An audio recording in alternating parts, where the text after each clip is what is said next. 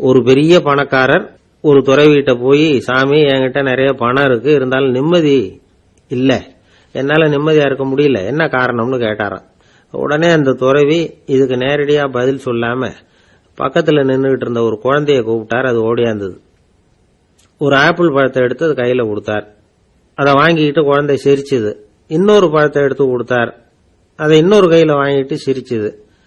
மூணாவது ஆப்பிள் எடுத்து கொடுத்தார். 2 பழத்தையும் நெஞ்சில் அணைச்சிக்கிட்டு 3வது பழத்தையும் வாங்கறதுக்கு முயற்சி பண்ணிச்சு. ஆனா அது உடனே நழுவி கீழே விழுந்து உருண்டு ஓடிச்சு. ஏற்கனவே இருந்ததும் விழுந்துட்டுது. இப்ப அந்த குழந்தை அழ ஆரம்பிச்சுட்டுது. இப்ப அந்த துறவி பணக்காரர்கிட்ட சொன்னாராம், குழந்தைய கவனிச்சியா, 2 ஆப்பிள் போதும்னு அது நினைச்சிருந்தா இப்ப அது அழ வேண்டிய அவசியம் வந்திருக்குமா அப்படின்னாராம். எதுவுமே அளவுக்கு மிஞ்சினா துன்பம்தான். இந்த காலத்துல இதெல்லாம் யாரு காதுல வாங்குறாங்க? ஒருத்தனை நல்ல வழிக்கு கொண்டு வரணும்னு நினைச்சு அவனை கூப்பிட்டு உட்கார வச்சு இந்த கதையை சொல்லிட்டு இருந்தாங்க. சொல்லிவிட்டு அந்த குழந்தை செஞ்சது தப்பு தானே அப்படின்னு கேட்டிருக்கிறாங்க. ஆமாம், தப்பு தான், நானா இருந்தா அப்படி செஞ்சிருக்க மாட்டேன் நானா இவன். 2 பழமே போதும்னு சொல்லிருப்பியா அப்படின்னு கேட்டிருக்காங்க. அப்படி இல்லைங்க, அவர் கொடுக்க கொடுக்க ஒவ்வொரு பழமா வாங்கி பின்னாடி வச்சுட்டு மறுபடியும் கையை நீட்டுவேன் அப்படிங்கிறானா. இவெல்லாம் எந்த காலத்துல திருந்துறது? ஒரு பெரிய தத்துவ சிந்தனையாளர் இருந்தார், சுவாங்சு அப்படின்னு பேரு. அவருடைய மனைவி ஒரு நாள் திடீர்னு காலமாயிட்டாங்க.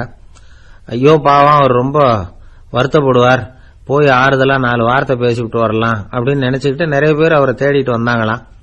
வந்தவங்களுக்கு ஆச்சரியம், ஏன்னா இவர் வருத்தப்பட்டுக்கிட்டு இருப்பார் அப்படின்னு தானே எதிர்பார்த்தாங்க. அப்படி இல்ல, தாளம் போட்டுக்கிட்டு உட்காந்துருக்கிறார். தாளத்துக்கு தகுந்த மாதிரி பாட்டு வேற பாடிக்கிட்டு இருக்கிறார்.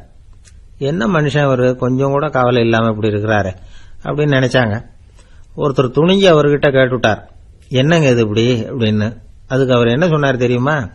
இத பாருங்க, என்னுடைய மனைவி பிறக்கிறதுக்கு முன்னாடி அவளுக்கு உயிரும் கிடையாது, உடலும் கிடையாது. அதுக்கு பிறகுதான் உயிர் வந்தது, உடல் வந்தது, அந்த உருவம் வந்தது. இப்ப என்ன ஆச்சு? அந்த உருவமும் உயிரும் போயிட்டுது, அவ்வளவுதானே. வந்தது போயிட்டுது. இளவேனில் காலம், இலையுதிர் காலம், பனிக்காலம், இப்படி பருவங்கள் மாறி மாறி வருது இல்லையா? அது மாதிரி பிறப்பும் இறப்பும் மாறி மாறி வருது. இது இயற்கை. இதுக்காக அழுதா அது எப்படி அப்படின்னாராம். ஞான தெளிவு அடைஞ்சவங்களுக்கு எல்லாமே சுகம்தான். திருவள்ளுவரும் அதைத்தான் சொல்றார், உறங்குவது போலும் சாக்காடு, உறங்கி விழிப்பது போலும் பிறப்பு. தூங்கறதுக்கெல்லாம் நாம வருத்தப்பட்டுக்கிட்ட இருக்கிறோமா? இன்னைக்கு தூங்க வேண்டியிருக்குதே, இன்னும் கொஞ்சம் நேரத்துல நான் தூங்க வேண்டியிருக்கு அப்படின்னு சொல்லி யாராவது அழுதுகிட்டு இருப்பாங்களா? அதனால இந்த உலக வாழ்க்கையினுடைய இயல்பை யதார்த்தத்தை நாம தெளிவா புரிஞ்சுக்கணும். அப்படி புரிஞ்சுக்கிட்டா நாம கவலை இல்லாம வாழ முடியும். ஒரு வயசான தாத்தா பாட்டி 60 வருஷத்துக்கு முன்னாடி அவங்களுக்கு கல்யாணம் ஆச்சு. ஒன்னாவே வாழ்ந்தாங்க, ஒன்னாவே இறந்து போனாங்க. இப்ப அவங்க 2 பேரும் சொர்க்கத்துக்கு போய் சேர்ந்தாங்க. அங்க எல்லா வசதியும் இருந்தது. ஒரு பெரிய பங்களாவே இவங்களுக்கு ஒதுக்கி கொடுத்தாங்களாம். இதுக்கு எவ்வளவு வாடகைன்னு கேட்டார் தாத்தா. வாடகையெல்லாம் கிடையாது, இலவசம் அப்படின்னாரு அங்க இருந்தவர். அந்த வீட்டுக்கு பின்னாடி ஒரு பெரிய புல்வெளி இருந்தது. இதுல விளையாட ஏதாவது கட்டணம் உண்டான்னு கேட்டிருக்காரு தாத்தா. அதெல்லாம் ஒண்ணும் கிடையாது, பணம்லாம் கட்ட வேண்டியதில்லை அப்படின்னாரு அவரு. பக்கத்துல ஹோட்டல் மாதிரி ஒரு பெரிய கட்டடம், உள்ள சாப்பாட்டு மேஜைகள், அது மேல விதவிதமான பலகாரங்கள். சாப்பாட்டுக்கெல்லாம் எவ்வளவு அப்படின்னு விசாரிச்சாராம் தாத்தா. அதுதான் சொன்னேனே, இங்க எல்லாமே இலவசம்தான், எது வேணும்னாலும் சாப்பிடலாம், எவ்வளவு வேணும்னாலும் சாப்பிடலாம் அப்படின்னாராம். நீங்க சொல்றீங்க அப்படி, ஆனா நான் சர்க்கரை சேர்த்துக்க கூடாது, உப்பு சேர்த்துக்க கூடாது, பாட்டி கையால எப்பவும் பத்திய சாப்பாடு தான் அப்படின்னாராம் தாத்தா. இத பாருங்க, இங்க உங்களுக்கு அந்த கவலையும் வேண்டியதில்லை.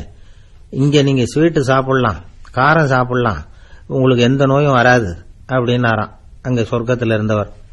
இத கேட்ட உடனே அந்த தாத்தா பக்கத்துல நின்ன பாட்டியை பார்த்து கத்தினாராம், அடி பாவி, எல்லாத்தையும் கெடுத்துட்டிய, நீ எனக்கு பத்திய சாப்பாடு போடாம கண்டதை திங்க விட்டுருந்தா 10 வருஷத்துக்கு முன்னாடியே நான் இங்க சேர்ந்திருப்பேனே அப்படின்னாராம்.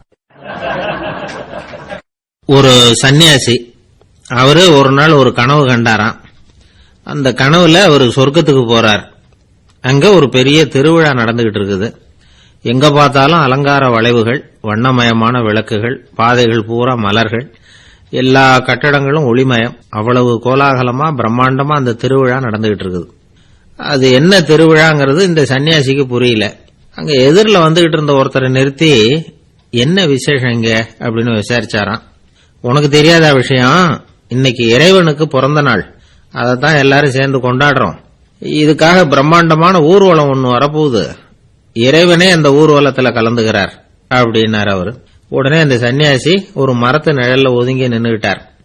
ஊர்வலம் வந்துகிட்டு இருக்குது. முதல்ல ஒரு குதிரை வந்துகிட்டு இருக்கு. அது மேல ஒருத்தர் உட்கார்ந்துருக்கிறார். அவருக்கு பின்னாடி நிறைய பேர் கூட்டமா வந்துகிட்டு இருக்கிறாங்க. இவ்வளவு கூட்டம் இவர் பின்னாடி வருதே, யார் இவரு அப்படின்னு கேட்டார். ஒரு மதத்தின் பெயரை சொல்லி இவர் அந்த மதத்தின் தலைவர், அவரை பின்பற்றுகிற மக்கள் கூட்டம் பின்னாடி வந்துகிட்டு இருக்குது அப்படின்னு விவரம் சொல்லி இருக்கிறாங்க. இவங்களுக்கு அடுத்தபடியா இன்னொரு குதிரையில ஒருத்தர் வந்துகிட்டு இருக்கிறார். அவருக்கு பின்னாடி ஏகப்பட்ட கூட்டம். இவர் யாருங்க அப்படின்னு கேட்டிருக்காரு சன்னியாசி. அங்க இருக்கிறவங்க விவரம் சொல்லி இருக்கிறாங்க. இன்னொரு மதத்தின் பெயரை சொல்லி இவர் அந்த மதத்தினுடைய தலைவர், அவர் வழியை பின்பற்றுகிறவர்கள் அவர் பின்னாடி கூட்டமா வந்துகிட்டு இருக்கிறாங்க அப்படின்னு இருக்காங்க. இப்படி ஒவ்வொருத்தரா குதிரை மேல வந்துகிட்டே இருக்கிறாங்க. அவங்கள பின்பற்றியும் ஒவ்வொரு கூட்டம் வந்துகிட்டே இருக்குது. அந்த பெரிய ஊர்வலம் அது பாட்டுக்கு போயிட்டு இருக்குது. கடைசியா அது முடிஞ்சது ரொம்ப நேரம் கழிச்சு. அதுக்கப்புறம் கொஞ்ச நேரம் கழிச்சு ஒரு வயசான ஆள் குதிரை மேல வந்துகிட்டு இருக்கிறார். ஆனா அவருக்கு பின்னாடி யாருமே இல்லை. அவரு பரிதாபமா தனியா வந்துகிட்டு இருக்கிறார்.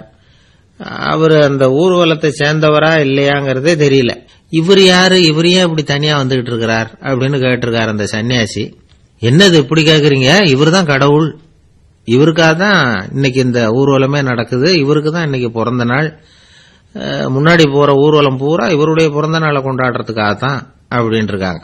இதை கேட்டதும் அந்த சன்னியாசிக்கு திடுக்குன்னு தூக்கி போட்டிருக்கு. இதுவரைக்கும் கனவு கண்டுகிட்டு இருந்தவர் முடிச்சுக்கிட்டார். அதுக்கப்புறம் தான் யோசிச்சு பார்த்திருக்கார். உண்மைதான், மக்கள் எல்லாரும் பக்தி மார்க்கத்துல போறதா நினைச்சுக்கிட்டு பாதை மாறி போயிட்டு இருக்கிறாங்க. கடவுளை பின்பற்றுவதாக நினைக்கிறாங்க பக்தர்கள். ஆனா கடவுளுக்கு பின்னாடி யாருமே இல்லை.